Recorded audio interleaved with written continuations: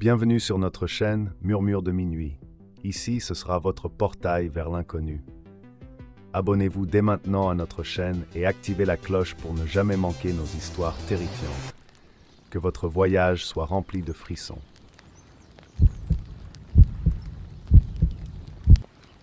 La neige tombait doucement sur le chalet isolé des Alpes françaises, créant un manteau blanc qui recouvrait le paysage et accentuait l'isolement du lieu. L'atmosphère tranquille et le sentiment d'être loin du monde extérieur auraient dû être réconfortants. Mais à mesure que nous approchions du chalet, un sentiment de malaise a commencé à se former. Je m'appelle Antoine, je suis professeur d'histoire et j'avais organisé ce week-end pour moi et mes amis les plus proches. Il y avait quelque chose de spécial à célébrer l'anniversaire de notre amitié dans un endroit aussi éloigné, loin des pressions de la vie quotidienne. Lorsque nous sommes arrivés au chalet, la vue de la structure en bois éclairée par la douce lumière des lanternes nous a semblé un soulagement. Le chalet était accueillant, avec ses fenêtres encadrées de lourds rideaux et une cheminée qui promettait chaleur et confort. Le cadre idéal pour une soirée de socialisation et de détente. Claire, ma confidente, et moi-même avons été les premières à débarquer. Marc, le provocateur du groupe, suivi de près par Lucie et Paul, un couple dont les disputes faisaient toujours partie de leur charme, et Sophie, notre amie calme et observatrice. Le premier contact avec le chalet a été exactement ce à quoi je m'attendais, chaleureux et accueillant.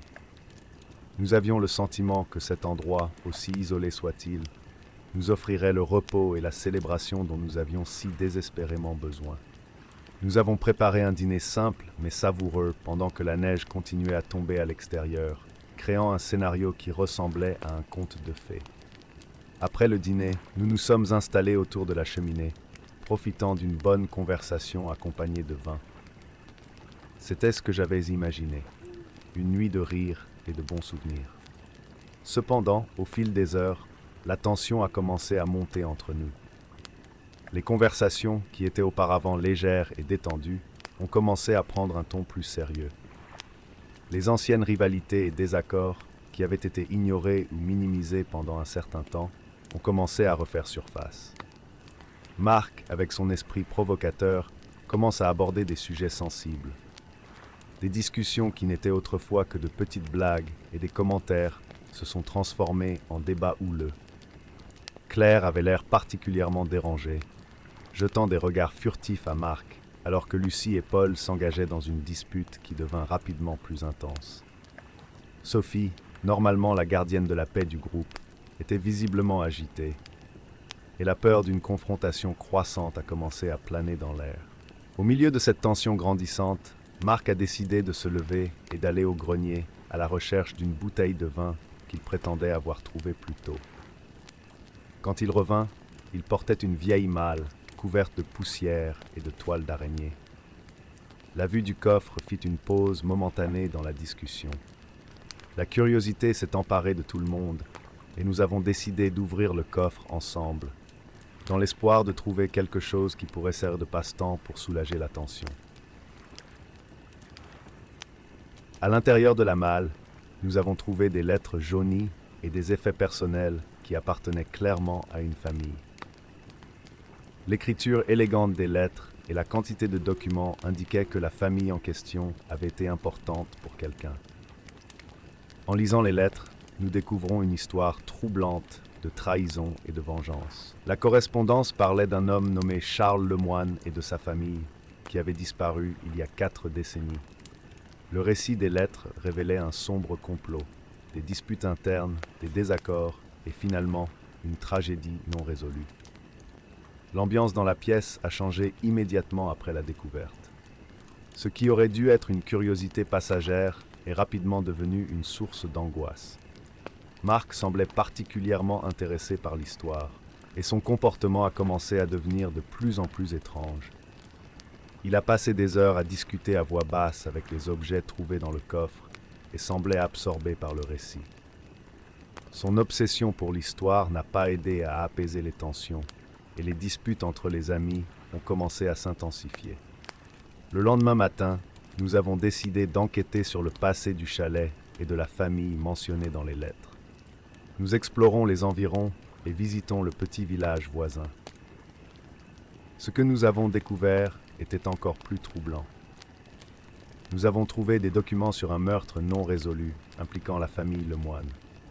Le manque de preuves et de témoins avait fait que l'affaire n'avait jamais été résolue, et le sentiment que quelque chose de sinistre aurait pu se passer là-bas a commencé à se répandre parmi nous.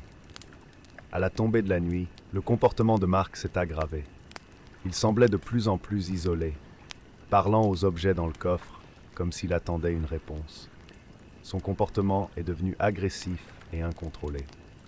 Des discussions qui n'étaient autrefois que tendues sont devenues des affrontements ouverts.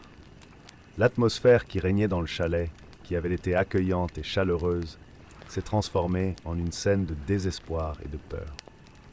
Nous avons essayé de confronter Marc, mais il est devenu encore plus hostile. Son comportement erratique rendait la situation presque insupportable. Le sentiment de claustrophobie s'intensifiait à chaque minute que nous passions à cet endroit. Le chalet, qui avait été conçu pour être un havre de fraternisation, semblait maintenant être la scène d'un cauchemar qui se déroulait sous nos yeux. C'est à ce moment-là que Marc a finalement révélé la vérité. Il avait mis en scène toute l'histoire du coffre et de son comportement étrange comme un moyen de manipuler nos peurs et nos insécurités. Ce qui a commencé comme un jeu pour lui s'est rapidement transformé en quelque chose qui échappait à son contrôle. Son intention était de nous faire tous faire face à nos propres peurs et rivalités, mais le résultat a été bien plus troublant qu'il ne l'avait imaginé. La vérité étant révélée, le groupe a décidé que la situation ne pouvait pas être résolue là-bas, dans l'isolement du chalet. Nous devions sortir de cet endroit et faire face à ce qui s'était passé en dehors de cet environnement oppressant. Le soulagement de quitter le chalet était palpable, mais le sentiment de tristesse et de déception est resté avec nous. Le voyage, qui aurait dû être une célébration de notre amitié, s'est transformé en une expérience qui nous a tous mis à l'épreuve et mis au défi d'une manière que nous n'avions jamais anticipée. Alors que nous nous éloignions du chalet, j'ai senti un poids sur mes épaules. L'expérience avait changé la dynamique du groupe d'une manière qui ne pouvait pas être facilement défaite. Le chalet, avec son apparence accueillante et isolée, avait révélé une sombre vérité sur la nature de nos propres relations et peurs. Bien que les liens d'amitié existaient toujours, ils ont été mis à l'épreuve d'une manière à laquelle personne ne s'attendait. La nuit avait laissé de profondes cicatrices sur nous tous, et en avançant, nous savions que ce qui s'était passé là-bas ne serait jamais oublié.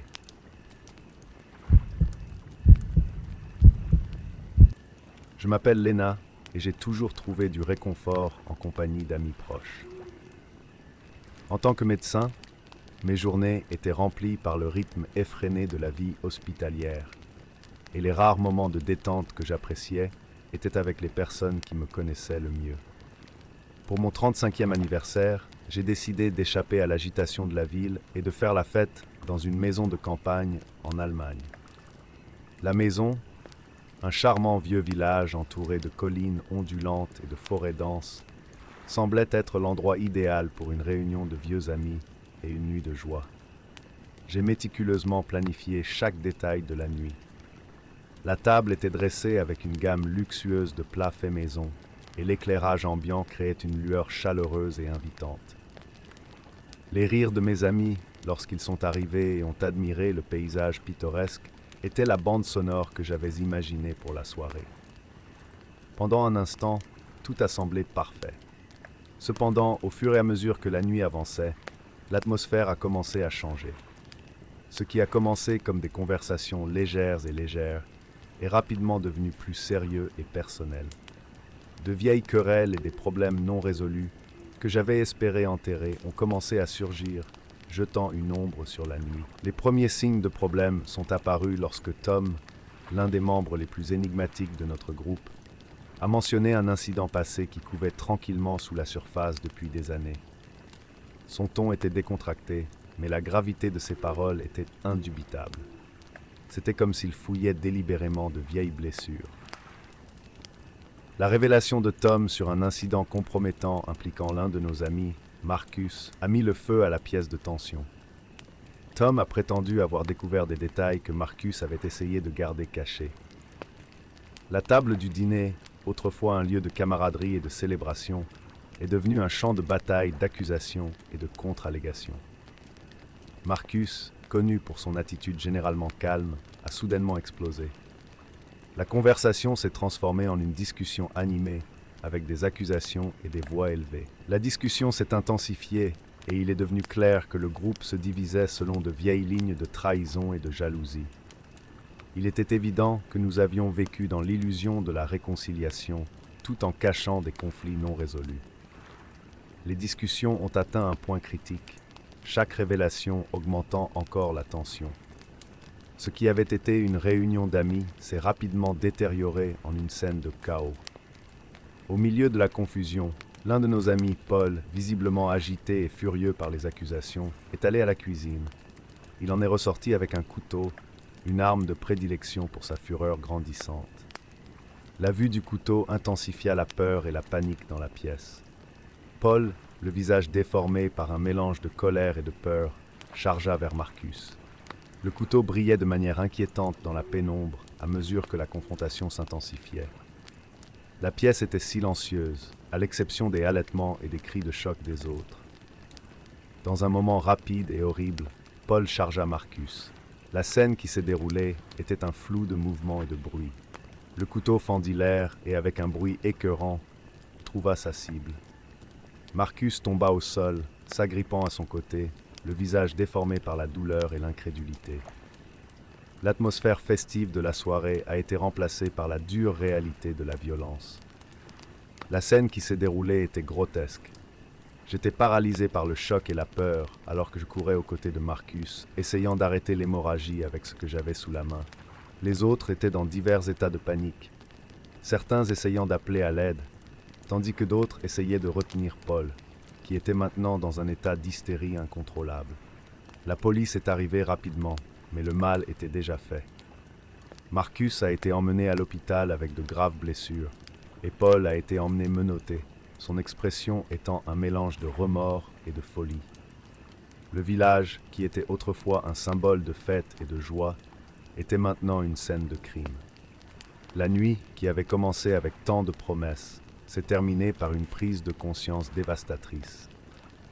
Nos amitiés, qui semblaient si fortes, se sont révélées être empreintes d'animosité cachée et de problèmes non résolus. L'incident nous a laissé une profonde compréhension de la façon dont les secrets enfouis et les ressentiments non résolus peuvent exploser avec des conséquences dévastatrices. Après ce qui s'est passé, je me suis retrouvé aux prises avec le poids de ce qui s'était passé. Les événements tragiques de cette nuit-là m'ont forcé à faire face à la fragilité des relations humaines et à l'obscurité qui peut se cacher sous la surface des amitiés les plus proches. Le village, au charme pittoresque, sera à jamais terni par l'horreur qui se déroule entre ses murs. La nuit de mon anniversaire, qui était censée être une célébration de l'amitié et de la joie, s'est terminée comme un rappel brutal du pouvoir destructeur des querelles enfouies et des ressentiments non exprimés. Ce fut une nuit qui restera gravée dans ma mémoire comme une profonde leçon sur les conséquences de ne pas faire face aux ombres qui se cachent sous la surface de nos vies.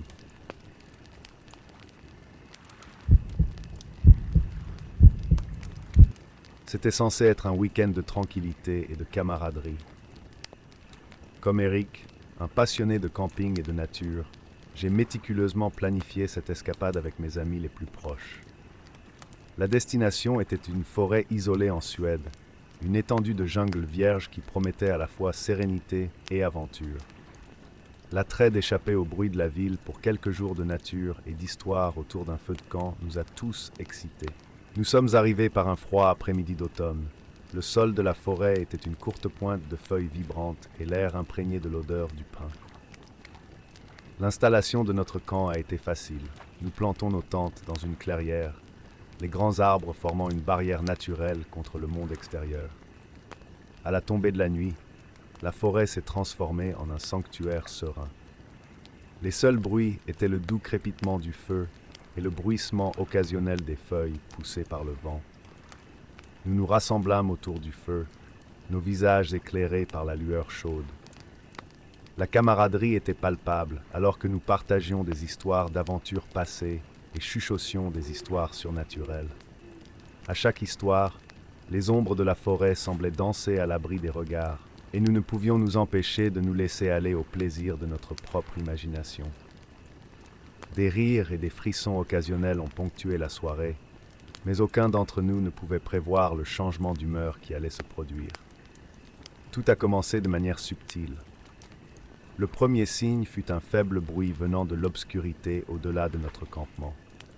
Au début, nous l'avons rejeté comme le vent qui jouait avec nos oreilles. Mais à mesure que la nuit avançait, les sons devenaient plus distincts.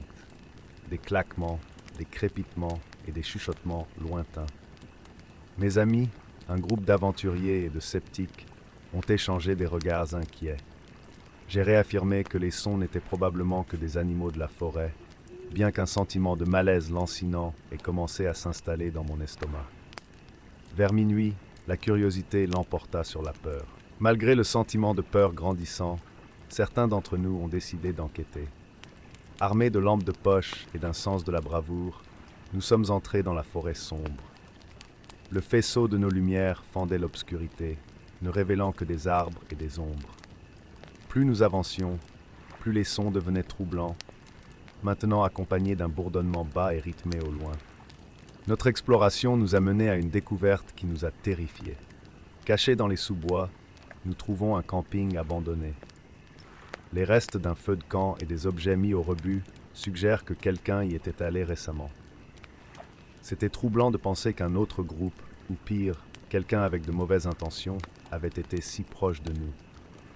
Notre peur initiale s'est transformée en peur authentique. Nous nous sommes dépêchés de retourner au camp, l'esprit plein de possibilités troublantes. Juste au moment où nous étions sur le point de revenir, nous avons vu une silhouette qui se déplaçait furtivement entre les arbres. La présence de la silhouette était troublante, presque délibérée dans sa poursuite de nos mouvements. Nous ne pouvions distinguer aucun détail, juste la silhouette sombre qui glissait entre les arbres, toujours à l'abri des regards. La panique s'empara du groupe. Nous sommes retournés au camp en courant, le cœur battant, notre bravoure précédente remplacée par une peur palpable. Une fois de retour au campement, nous avons pris toutes les précautions. Nous nous sommes barricadés dans nos tentes, les rires et les histoires étant maintenant remplacés par des conversations chuchotées et des regards anxieux. Le sommeil était insaisissable. Chaque craquement de feuilles et chaque claquement de branches à l'extérieur des tentes semblait amplifié, chaque bruit étant un signe potentiel de l'approche de notre poursuivant. La nuit était remplie de tensions. Nos esprits tournaient dans des scénarios catastrophiques. À l'aube, notre mystérieux disciple semblait avoir disparu aussi soudainement qu'il était apparu. La forêt, autrefois si menaçante, semblait presque sereine dans la lumière du matin. Nous avons fouillé la zone à la recherche de signes de notre présence, mais nous n'avons rien trouvé. Pas d'empreintes de pas, pas de traces du camp abandonné, seulement les restes de notre propre sommeil perturbé. Avec le soleil qui se levait, le sentiment d'effroi a commencé à s'estomper, mais l'impact des événements de la nuit est resté. Nous avons rapidement fait nos bagages, l'esprit ébranlé par la peur et l'anxiété que nous avions endurées. La forêt qui semblait autrefois si accueillante portait maintenant un souvenir obsédant. Alors que nous nous éloignions, la beauté de la forêt a été éclipsée par le rappel effrayant de notre propre vulnérabilité. Notre week-end dans la forêt suédoise nous a laissé un profond respect pour l'inconnu et une nouvelle prise de conscience des dangers qui peuvent se cacher au-delà du visible. C'était censé être une aventure, une chance de s'échapper et de se connecter, mais cela s'est terminé par une leçon sur la fragilité de la sécurité et la ligne fine entre l'ordinaire et le sinistre. L'expérience nous a ébranlés, nos perceptions à jamais modifiées par les ombres de la forêt suédoise. Je suis Marie, une artiste qui croit au pouvoir de la fête et de la joie. Pour moi, une fête d'anniversaire dans mon appartement en France semblait être le moyen idéal pour marquer le début d'une nouvelle année. L'appartement était décoré de ballons colorés et de lumières vives. La musique était forte et les rires de mes amis remplissaient la pièce. Pierre, un ami de longue date, était parmi les invités, toujours avec son humour acéré et sa présence captivante. Ce soir-là, il semblait que rien ne pouvait mal tourner. Au début, la fête se passait à merveille. Les gens s'amusaient, la nourriture était délicieuse et l'énergie était contagieuse. J'étais entouré d'amis, tous excités et discutant avec animation. Cependant, au fur et à mesure que la nuit avançait, j'ai commencé à me rendre compte que Pierre avait disparu. Au début, j'ai pensé qu'il se promenait simplement ou bavardait dans un coin plus privé de l'appartement. Comme il était toujours sous les feux de la rampe, son absence n'a pas été immédiatement remarquée par tout le monde. Cependant, au fil du temps, son absence a commencé à se faire sentir plus profondément. J'ai demandé à tout le monde s'ils avaient vu Pierre, mais personne ne savait où il était. J'ai appelé son portable, mais il n'a pas répondu.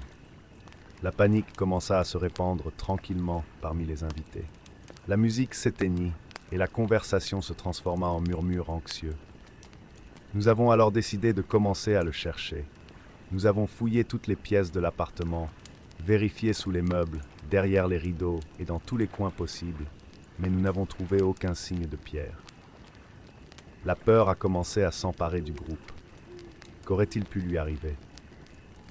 C'est alors que nous avons commencé à remarquer que quelque chose n'allait pas. Les caméras de sécurité de l'immeuble, qui m'avaient auparavant donné un sentiment de sécurité, montraient des images troublantes. La vidéo affichée sur les écrans de surveillance était pleine d'électricité statique et d'interférences. Quelque chose n'était clairement pas à sa place. Mon cœur s'est emballé quand j'ai réalisé que nous ne pouvions pas voir d'image claire des pièces de l'appartement. Que se passait-il? C'est alors qu'un de nos amis a remarqué quelque chose d'encore plus troublant. Les images capturées par l'une des caméras montrent Pierre pris par un inconnu. La vidéo était de mauvaise qualité, mais c'était suffisant pour voir que quelqu'un forçait Pierre à sortir du bâtiment. La panique s'est transformée en désespoir. Qui était cet étranger? Que voulait-il avec Pierre? La fête, qui était autrefois une scène de fête et de joie, se transforma maintenant en une scène de terreur et d'incertitude. Nous avons immédiatement essayé de contacter la sécurité du bâtiment. J'ai appelé le centre de sécurité, mais les lignes de communication ont été coupées. C'était comme si quelqu'un avait fait un effort délibéré pour nous isoler. Le sentiment d'impuissance et de désespoir était accablant. Nous étions seuls, incapables de chercher de l'aide extérieure. La peur s'emparait de tout le monde et la tension était palpable. C'est à ce moment-là que nous avons commencé à recevoir des messages menaçants. Le ravisseur, qui semblait toujours avoir une longueur d'avance sur nous, a envoyé un message sur le téléphone portable de Pierre. Les mots étaient clairs et directs. L'un de nous serait la prochaine cible. La peur s'est répandue encore plus. Qui pourrait être derrière cela? Et quelle serait la prochaine étape? Nos yeux se sont croisés et tout le monde a essayé de cacher la panique qui commençait à se manifester. Nous ne savions pas à qui faire confiance et la paranoïa commençait à prendre le dessus. Nous essayons par tous les moyens de comprendre la situation. L'appartement, qui était censé être un havre de joie et de fête, ressemblait maintenant à un labyrinthe de peur et de méfiance. Dans notre recherche désespérée de réponses, nous avons trouvé un indice crucial. L'une des chambres, fermée à clé, semblait avoir été l'endroit où Pierre était gardé. Lorsque nous parvînmes à forcer l'entrée, nous trouvâmes Pierre ligoté et visiblement effrayé. Il était désorienté, mais apparemment en bonne condition physique. Le sentiment de soulagement a été immédiat, mais la frustration et la peur n'ont pas disparu. Le ravisseur avait disparu et il n'y avait aucun signe de l'endroit où il aurait pu aller. La fête, qui était autrefois un événement à célébrer, s'est transformée en un traumatisme collectif. Les invités étaient ébranlés, et l'appartement, qui avait été autrefois un lieu de bonheur, portait maintenant le poids des souvenirs d'une nuit horrible. Le ravisseur avait disparu sans laisser de traces, et il nous restait le poids d'une nuit que nous n'oublierions jamais. L'expérience nous a laissé de profondes cicatrices émotionnelles. La panique et l'incertitude que nous avons ressenties cette nuit-là nous ont rapprochés, mais elles nous ont aussi laissé un sentiment aigu de méfiance. Nous apprenons à nos dépens que la sécurité que nous croyons avoir peut être facilement compromise et que le danger peut être plus proche que nous ne le pensons. La leçon qui est devenue claire est que nous devons toujours être conscients des menaces qui nous entourent. Car la véritable menace peut venir de là où nous nous y attendons le moins. Cette nuit-là, dont on devrait se souvenir pour la joie et la célébration, est devenue une marque de peur et de méfiance. L'appartement, qui avait été autrefois un lieu de bonheur, était maintenant chargé de souvenirs d'une nuit de terreur. Le sentiment que nous aurions pu faire plus ou agir différemment était constant. Mais le fait est que la fête s'est transformée en un cauchemar que nous n'aurions jamais pu prévoir. La nuit d'anniversaire est devenue un sombre rappel que le danger peut toujours être à l'affût et que la sécurité est une illusion qui peut être brisée en un instant.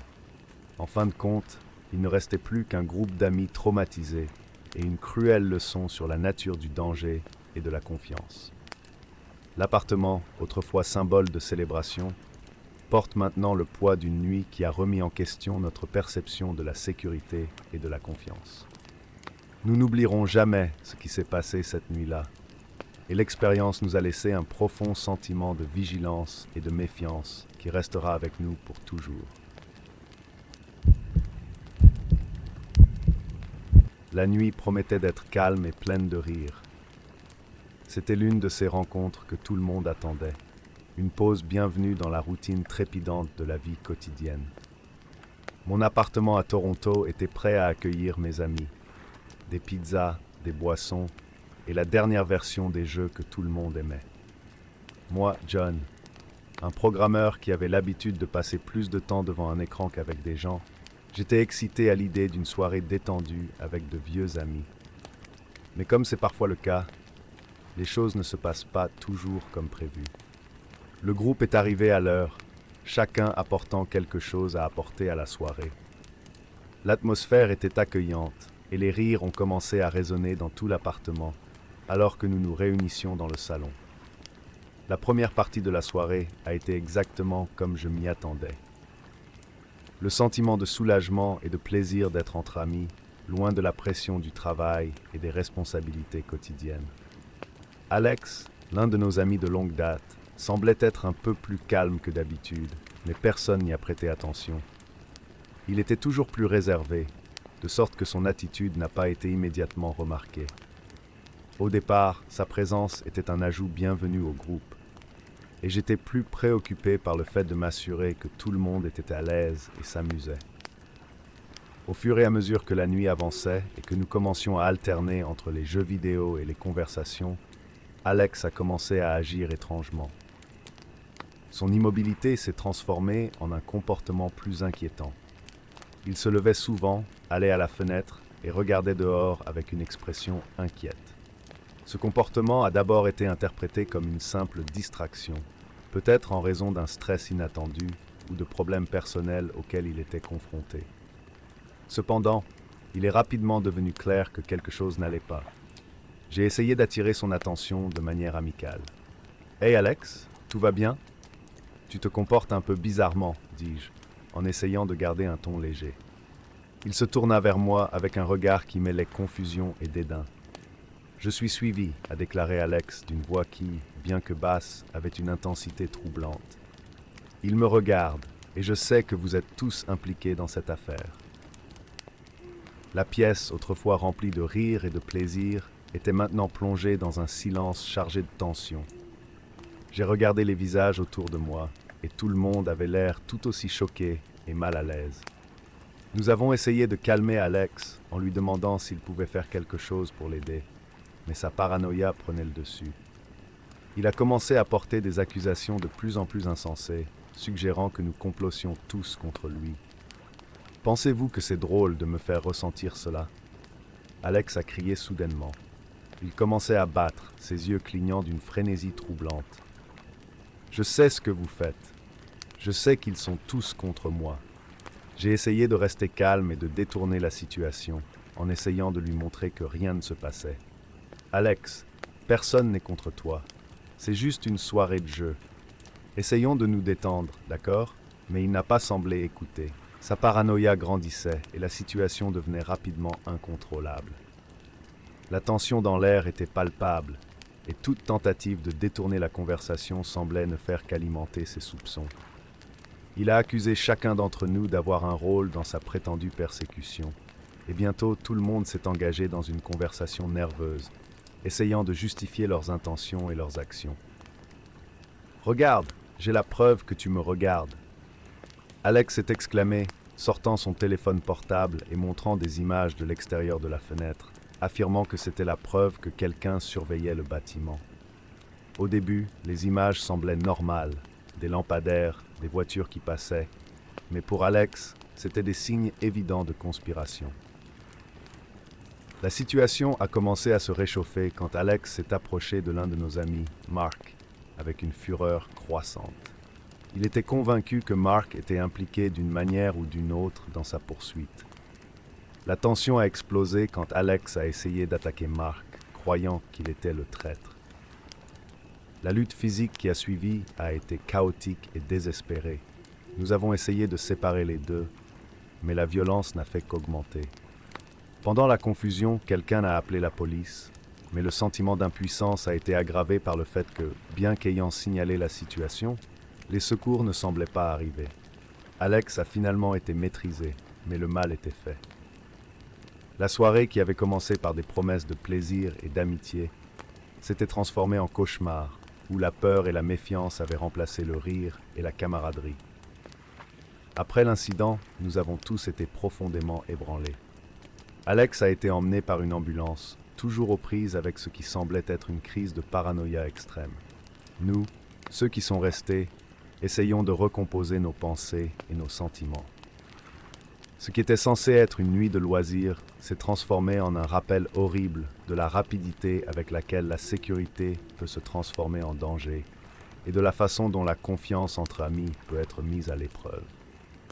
Les jours qui suivent sont marqués par un sentiment persistant de malaise et de méfiance. L'amitié qui semblait autrefois inébranlable a été mise à l'épreuve. Nous nous demandons ce qui a pu amener Alex à agir de cette façon et comment cela aurait pu être évité.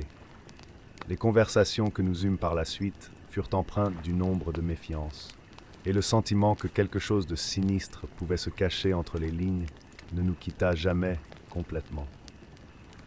Ce soir nous a rappelé à quel point notre perception de la réalité peut être inconstante, et comment un comportement perturbateur peut se manifester de manière inattendue et terrifiante. Nous n'avons jamais pu retrouver le même niveau de confort et de confiance qu'avant cette nuit-là. La peur et la méfiance qui ont suivi nous ont constamment rappelé que la terreur peut se cacher dans l'ombre de nos propres interactions. La neige tombait doucement sur le chalet isolé des Alpes françaises, créant un manteau blanc qui recouvrait le paysage et accentuait l'isolement du lieu. L'atmosphère tranquille et le sentiment d'être loin du monde extérieur aurait dû être réconfortant.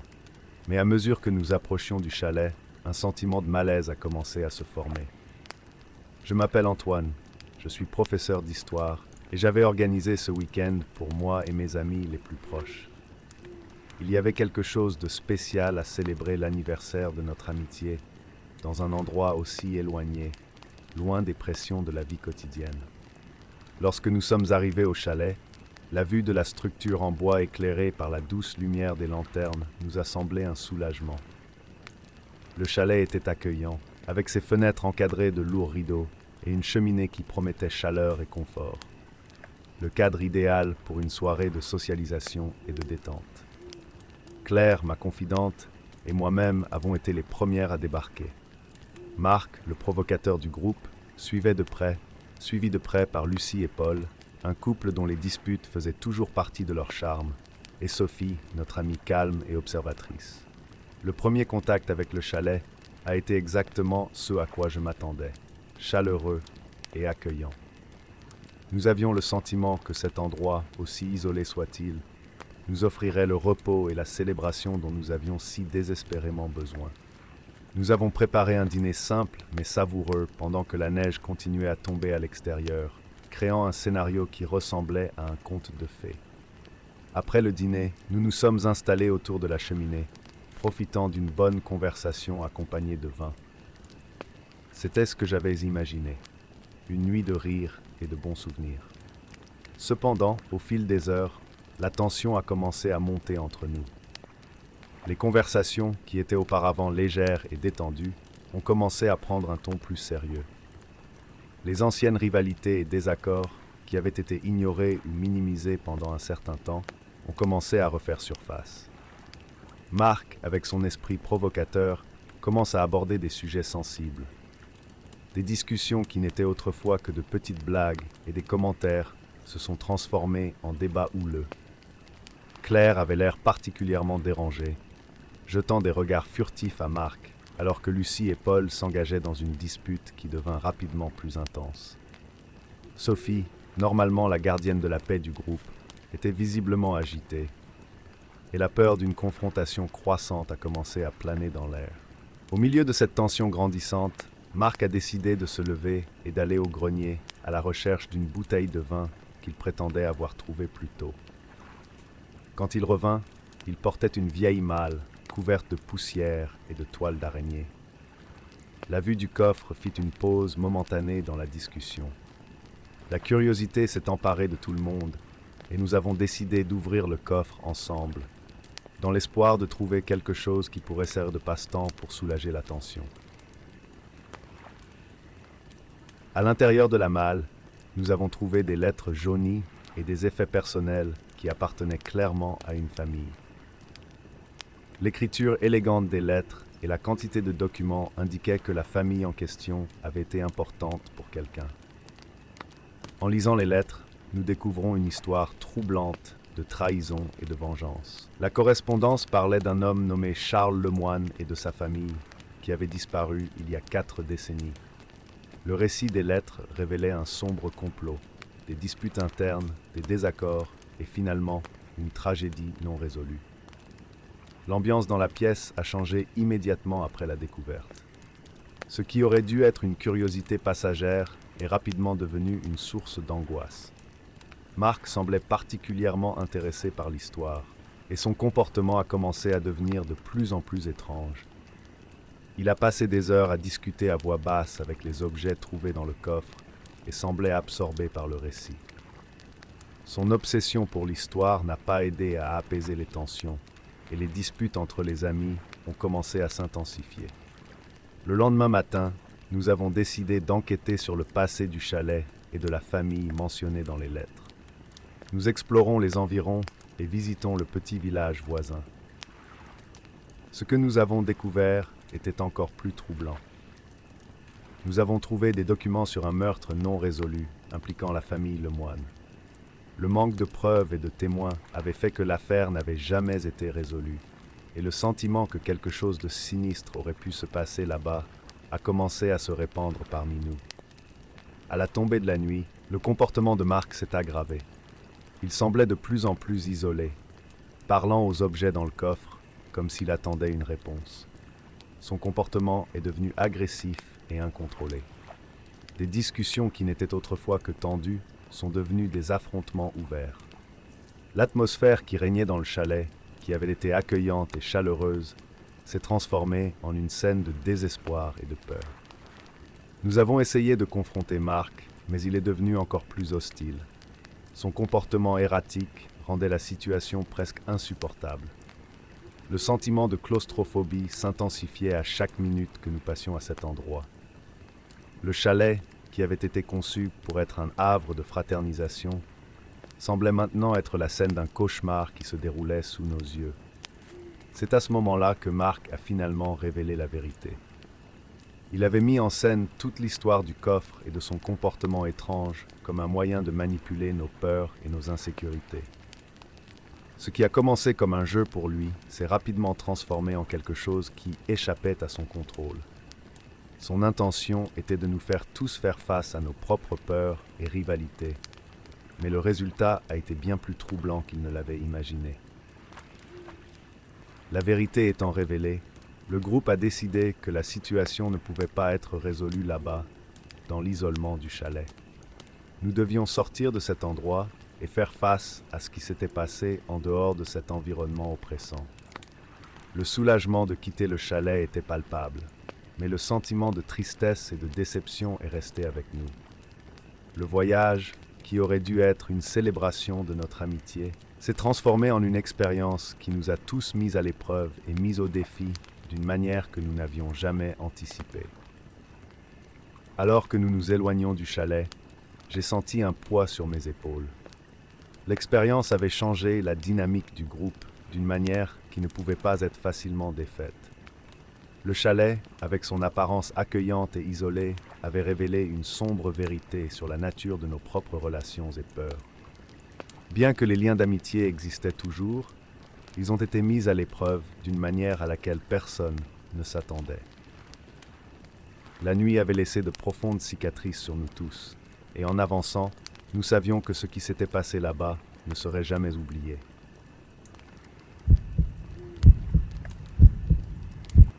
Je m'appelle Léna et j'ai toujours trouvé du réconfort en compagnie d'amis proches. En tant que médecin, mes journées étaient remplies par le rythme effréné de la vie hospitalière, et les rares moments de détente que j'appréciais étaient avec les personnes qui me connaissaient le mieux. Pour mon 35e anniversaire, j'ai décidé d'échapper à l'agitation de la ville et de faire la fête dans une maison de campagne en Allemagne. La maison, un charmant vieux village entouré de collines ondulantes et de forêts denses, semblait être l'endroit idéal pour une réunion de vieux amis et une nuit de joie. J'ai méticuleusement planifié chaque détail de la nuit. La table était dressée avec une gamme luxueuse de plats faits maison, et l'éclairage ambiant créait une lueur chaleureuse et invitante. Les rires de mes amis, lorsqu'ils sont arrivés et ont admiré le paysage pittoresque, étaient la bande sonore que j'avais imaginée pour la soirée. Pendant un instant, tout a semblé parfait. Cependant, au fur et à mesure que la nuit avançait, l'atmosphère a commencé à changer. Ce qui a commencé comme des conversations légères est rapidement devenu plus sérieux et personnel. De vieilles querelles et des problèmes non résolus que j'avais espéré enterrer ont commencé à surgir, jetant une ombre sur la nuit. Les premiers signes de problème sont apparus lorsque Tom, l'un des membres les plus énigmatiques de notre groupe, a mentionné un incident passé qui couvait tranquillement sous la surface depuis des années. Son ton était décontracté, mais la gravité de ses paroles était indubitable. C'était comme s'il fouillait délibérément de vieilles blessures. La révélation de Tom sur un incident compromettant impliquant l'un de nos amis, Marcus, a mis le feu à la pièce de tension. Tom a prétendu avoir découvert des détails que Marcus avait essayé de garder cachés. La table du dîner, autrefois un lieu de camaraderie et de célébration, est devenue un champ de bataille d'accusations et de contre-allégations. Marcus, connu pour son attitude généralement calme, a soudainement explosé. La conversation s'est transformée en une discussion animée, avec des accusations et des voix élevées. La discussion s'est intensifiée et il est devenu clair que le groupe se divisait selon de vieilles lignes de trahison et de jalousie. Il était évident que nous avions vécu dans l'illusion de la réconciliation, tout en cachant des conflits non résolus. Les discussions ont atteint un point critique, chaque révélation augmentant encore la tension. Ce qui avait été une réunion d'amis s'est rapidement détérioré en une scène de chaos. Au milieu de la confusion, l'un de nos amis, Paul, visiblement agité et furieux par les accusations, est allé à la cuisine. Il en est ressorti avec un couteau, une arme de prédilection pour sa fureur grandissante. La vue du couteau intensifia la peur et la panique dans la pièce. Paul, le visage déformé par un mélange de colère et de peur, chargea vers Marcus. Le couteau brillait de manière inquiétante dans la pénombre à mesure que la confrontation s'intensifiait. La pièce était silencieuse, à l'exception des halètements et des cris de choc des autres. Dans un moment rapide et horrible, Paul chargea Marcus. La scène qui s'est déroulée était un flou de mouvements et de bruit. Le couteau fendit l'air et, avec un bruit écœurant, trouva sa cible. Marcus tomba au sol, s'agrippant à son côté, le visage déformé par la douleur et l'incrédulité. L'atmosphère festive de la soirée a été remplacée par la dure réalité de la violence. La scène qui s'est déroulée était grotesque. J'étais paralysé par le choc et la peur alors que je courais aux côtés de Marcus, essayant d'arrêter l'hémorragie avec ce que j'avais sous la main. Les autres étaient dans divers états de panique, certains essayant d'appeler à l'aide, tandis que d'autres essayaient de retenir Paul, qui était maintenant dans un état d'hystérie incontrôlable. La police est arrivée rapidement, mais le mal était déjà fait. Marcus a été emmené à l'hôpital avec de graves blessures, et Paul a été emmené menotté, son expression étant un mélange de remords et de folie. Le village, qui était autrefois un symbole de fête et de joie, était maintenant une scène de crime. La nuit, qui avait commencé avec tant de promesses, s'est terminée par une prise de conscience dévastatrice. Nos amitiés, qui semblaient si fortes, se sont révélées être empreintes d'animosité cachée et de problèmes non résolus. L'incident nous a laissé une profonde compréhension de la façon dont les secrets enfouis et les ressentiments non résolus peuvent exploser avec des conséquences dévastatrices. Après ce qui s'est passé, je me suis retrouvé aux prises avec le poids de ce qui s'était passé. Les événements tragiques de cette nuit-là m'ont forcé à faire face à la fragilité des relations humaines et à l'obscurité qui peut se cacher sous la surface des amitiés les plus proches. Le village, au charme pittoresque, sera à jamais terni par l'horreur qui se déroule entre ces murs. La nuit de mon anniversaire, qui était censée être une célébration de l'amitié et de la joie, s'est terminée comme un rappel brutal du pouvoir destructeur des querelles enfouies et des ressentiments non exprimés. Ce fut une nuit qui restera gravée dans ma mémoire comme une profonde leçon sur les conséquences de ne pas faire face aux ombres qui se cachent sous la surface de nos vies.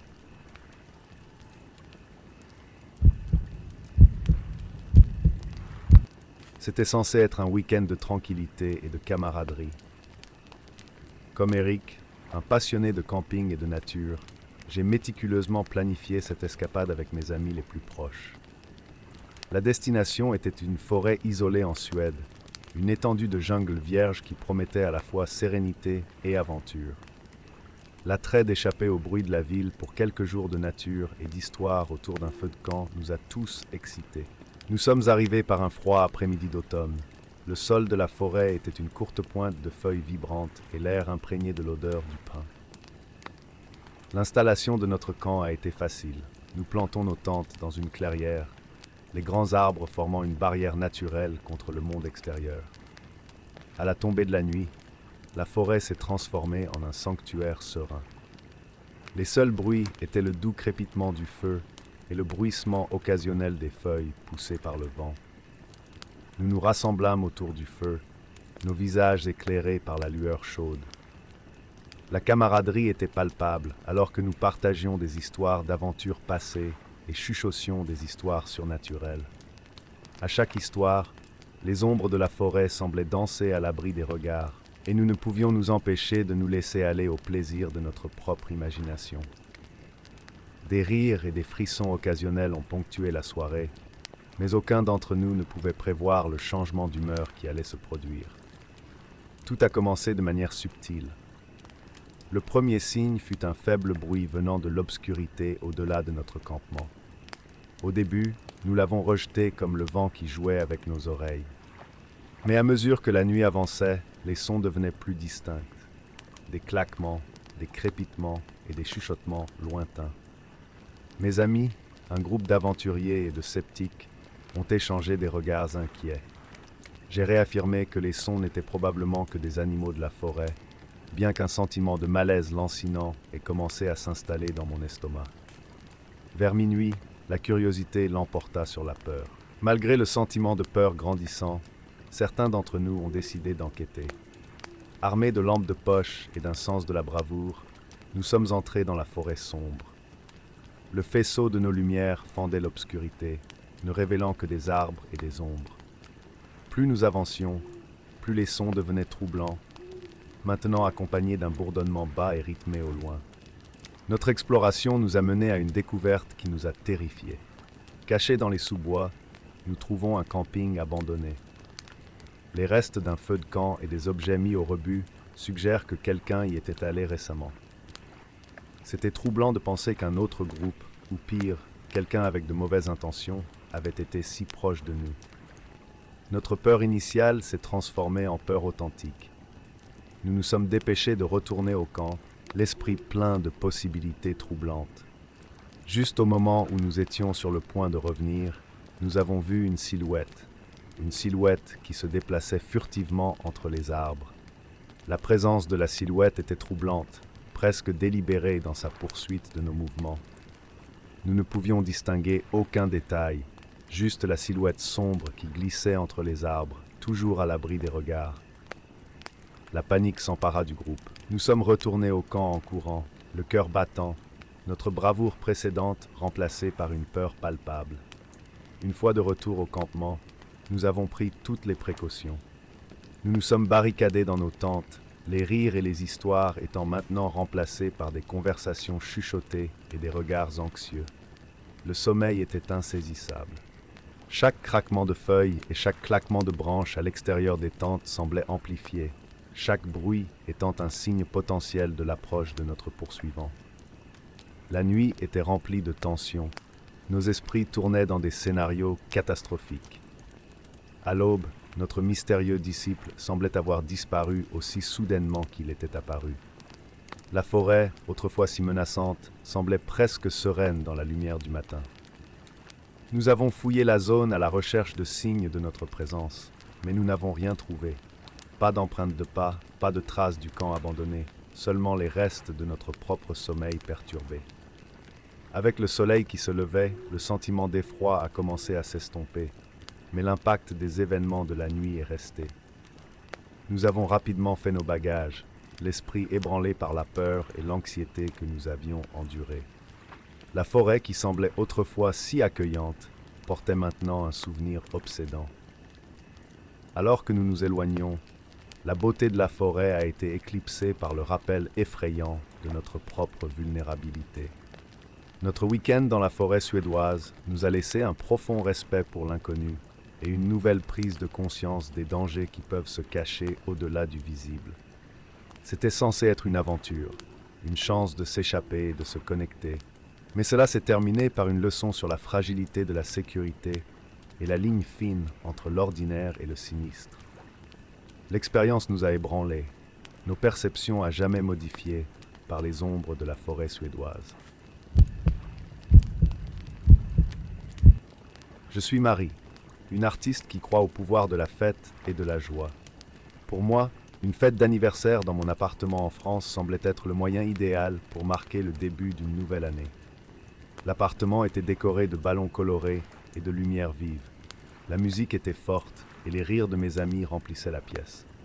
Pierre, un ami de longue date, était parmi les invités, toujours avec son humour acéré et sa présence captivante. Ce soir-là, il semblait que rien ne pouvait mal tourner. Au début, la fête se passait à merveille.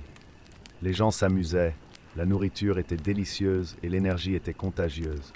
J'étais entouré d'amis, tous excités et discutant avec animation. Cependant, au fur et à mesure que la nuit avançait, j'ai commencé à me rendre compte que Pierre avait disparu. Au début, j'ai pensé qu'il se promenait simplement ou bavardait dans un coin plus privé de l'appartement. Comme il était toujours sous les feux de la rampe, son absence n'a pas été immédiatement remarquée par tout le monde. Cependant, au fil du temps, son absence a commencé à se faire sentir plus profondément. J'ai demandé à tout le monde s'ils avaient vu Pierre, mais personne ne savait où il était. J'ai appelé son portable, mais il n'a pas répondu. La panique commença à se répandre tranquillement parmi les invités. La musique s'éteignit et la conversation se transforma en murmures anxieux. Nous avons alors décidé de commencer à le chercher. Nous avons fouillé toutes les pièces de l'appartement, vérifié sous les meubles, derrière les rideaux et dans tous les coins possibles, mais nous n'avons trouvé aucun signe de Pierre. La peur a commencé à s'emparer du groupe. Qu'aurait-il pu lui arriver? C'est alors que nous avons commencé à remarquer que quelque chose n'allait pas. Les caméras de sécurité de l'immeuble, qui m'avaient auparavant donné un sentiment de sécurité, montraient des images troublantes. La vidéo affichée sur les écrans de surveillance était pleine d'électricité statique et d'interférences. Quelque chose n'était clairement pas à sa place. Mon cœur s'est emballé quand j'ai réalisé que nous ne pouvions pas voir d'image claire des pièces de l'appartement. Que se passait-il? C'est alors qu'un de nos amis a remarqué quelque chose d'encore plus troublant. Les images capturées par l'une des caméras montrent Pierre pris par un inconnu. La vidéo était de mauvaise qualité, mais c'était suffisant pour voir que quelqu'un forçait Pierre à sortir du bâtiment. La panique s'est transformée en désespoir. Qui était cet étranger? Que voulait-il avec Pierre? La fête, qui était autrefois une scène de fête et de joie, se transforma maintenant en une scène de terreur et d'incertitude. Nous avons immédiatement essayé de contacter la sécurité du bâtiment. J'ai appelé le centre de sécurité, mais les lignes de communication ont été coupées. C'était comme si quelqu'un avait fait un effort délibéré pour nous isoler. Le sentiment d'impuissance et de désespoir était accablant. Nous étions seuls, incapables de chercher de l'aide extérieure. La peur s'emparait de tout le monde et la tension était palpable. C'est à ce moment-là que nous avons commencé à recevoir des messages menaçants. Le ravisseur, qui semblait toujours avoir une longueur d'avance sur nous, a envoyé un message sur le téléphone portable de Pierre. Les mots étaient clairs et directs. L'un de nous serait la prochaine cible. La peur s'est répandue encore plus. Qui pourrait être derrière cela? Et quelle serait la prochaine étape? Nos yeux se sont croisés et tout le monde a essayé de cacher la panique qui commençait à se manifester. Nous ne savions pas à qui faire confiance et la paranoïa commençait à prendre le dessus. Nous essayons par tous les moyens de comprendre la situation. L'appartement, qui était censé être un havre de joie et de fête, ressemblait maintenant à un labyrinthe de peur et de méfiance. Dans notre recherche désespérée de réponses, nous avons trouvé un indice crucial. L'une des chambres, fermée à clé, semblait avoir été l'endroit où Pierre était gardé. Lorsque nous parvînmes à forcer l'entrée, nous trouvâmes Pierre ligoté et visiblement effrayé. Il était désorienté, mais apparemment en bonne condition physique. Le sentiment de soulagement a été immédiat, mais la frustration et la peur n'ont pas disparu. Le ravisseur avait disparu et il n'y avait aucun signe de l'endroit où il aurait pu aller. La fête, qui était autrefois un événement à célébrer, s'est transformée en un traumatisme collectif. Les invités étaient ébranlés, et l'appartement, qui avait été autrefois un lieu de bonheur, portait maintenant le poids des souvenirs d'une nuit horrible. Le ravisseur avait disparu sans laisser de traces, et il nous restait le poids d'une nuit que nous n'oublierions jamais. L'expérience nous a laissé de profondes cicatrices émotionnelles.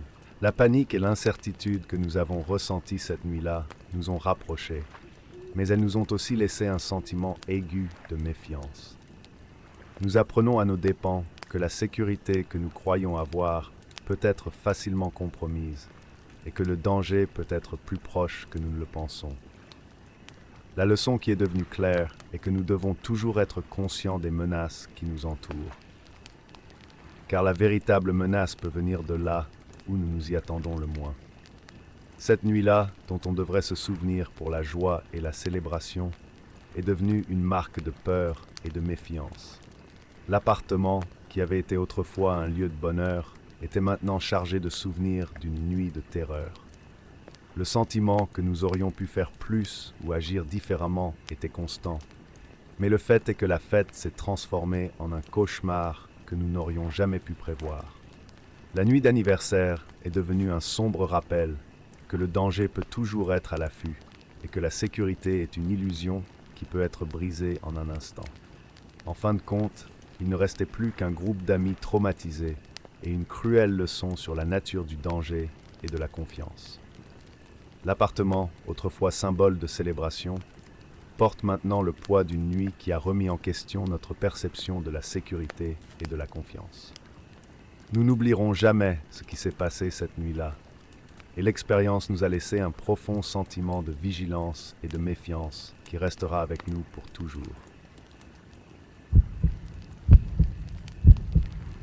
La nuit promettait d'être calme et pleine de rire. C'était l'une de ces rencontres que tout le monde attendait, une pause bienvenue dans la routine trépidante de la vie quotidienne. Mon appartement à Toronto était prêt à accueillir mes amis.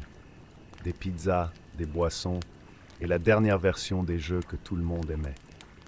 Moi, John, un programmeur qui avait l'habitude de passer plus de temps devant un écran qu'avec des gens, J'étais excité à l'idée d'une soirée détendue avec de vieux amis. Mais comme c'est parfois le cas, les choses ne se passent pas toujours comme prévu. Le groupe est arrivé à l'heure, chacun apportant quelque chose à apporter à la soirée. L'atmosphère était accueillante et les rires ont commencé à résonner dans tout l'appartement, alors que nous nous réunissions dans le salon. La première partie de la soirée a été exactement comme je m'y attendais.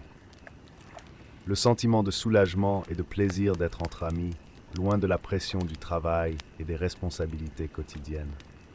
Alex, l'un de nos amis de longue date, semblait être un peu plus calme que d'habitude, mais personne n'y a prêté attention.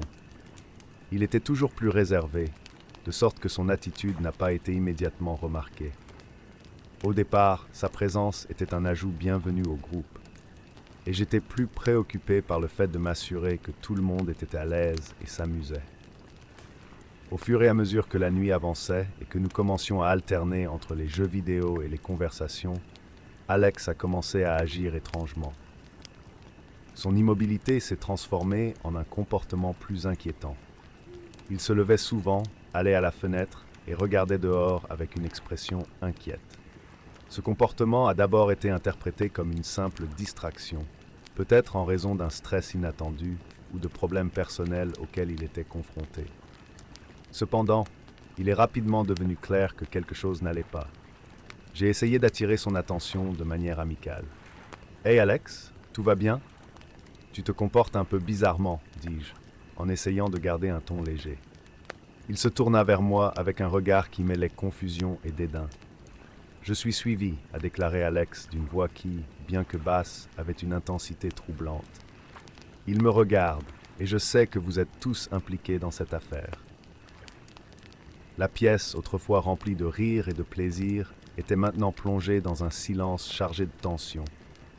J'ai regardé les visages autour de moi, et tout le monde avait l'air tout aussi choqué et mal à l'aise. Nous avons essayé de calmer Alex en lui demandant s'il pouvait faire quelque chose pour l'aider, mais sa paranoïa prenait le dessus. Il a commencé à porter des accusations de plus en plus insensées, suggérant que nous complottions tous contre lui. Pensez-vous que c'est drôle de me faire ressentir cela ? Alex a crié soudainement. Il commençait à battre, ses yeux clignant d'une frénésie troublante. Je sais ce que vous faites. Je sais qu'ils sont tous contre moi. J'ai essayé de rester calme et de détourner la situation, en essayant de lui montrer que rien ne se passait. Alex, personne n'est contre toi. C'est juste une soirée de jeu. Essayons de nous détendre, d'accord ? Mais il n'a pas semblé écouter. Sa paranoïa grandissait et la situation devenait rapidement incontrôlable. La tension dans l'air était palpable, et toute tentative de détourner la conversation semblait ne faire qu'alimenter ses soupçons. Il a accusé chacun d'entre nous d'avoir un rôle dans sa prétendue persécution, et bientôt tout le monde s'est engagé dans une conversation nerveuse, essayant de justifier leurs intentions et leurs actions. « Regarde, j'ai la preuve que tu me regardes !» Alex s'est exclamé, sortant son téléphone portable et montrant des images de l'extérieur de la fenêtre, affirmant que c'était la preuve que quelqu'un surveillait le bâtiment. Au début, les images semblaient normales, des lampadaires, des voitures qui passaient, mais pour Alex, c'étaient des signes évidents de conspiration. La situation a commencé à se réchauffer quand Alex s'est approché de l'un de nos amis, Mark, avec une fureur croissante. Il était convaincu que Mark était impliqué d'une manière ou d'une autre dans sa poursuite. La tension a explosé quand Alex a essayé d'attaquer Mark, croyant qu'il était le traître. La lutte physique qui a suivi a été chaotique et désespérée. Nous avons essayé de séparer les deux, mais la violence n'a fait qu'augmenter. Pendant la confusion, quelqu'un a appelé la police, mais le sentiment d'impuissance a été aggravé par le fait que, bien qu'ayant signalé la situation, les secours ne semblaient pas arriver. Alex a finalement été maîtrisé, mais le mal était fait. La soirée, qui avait commencé par des promesses de plaisir et d'amitié, s'était transformée en cauchemar, où la peur et la méfiance avaient remplacé le rire et la camaraderie. Après l'incident, nous avons tous été profondément ébranlés. Alex a été emmené par une ambulance, toujours aux prises avec ce qui semblait être une crise de paranoïa extrême. Nous, ceux qui sont restés, essayons de recomposer nos pensées et nos sentiments.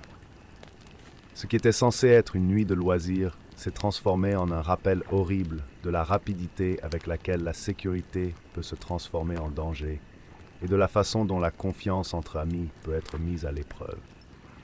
Les jours qui suivent sont marqués par un sentiment persistant de malaise et de méfiance. L'amitié qui semblait autrefois inébranlable a été mise à l'épreuve. Nous nous demandons ce qui a pu amener Alex à agir de cette façon et comment cela aurait pu être évité.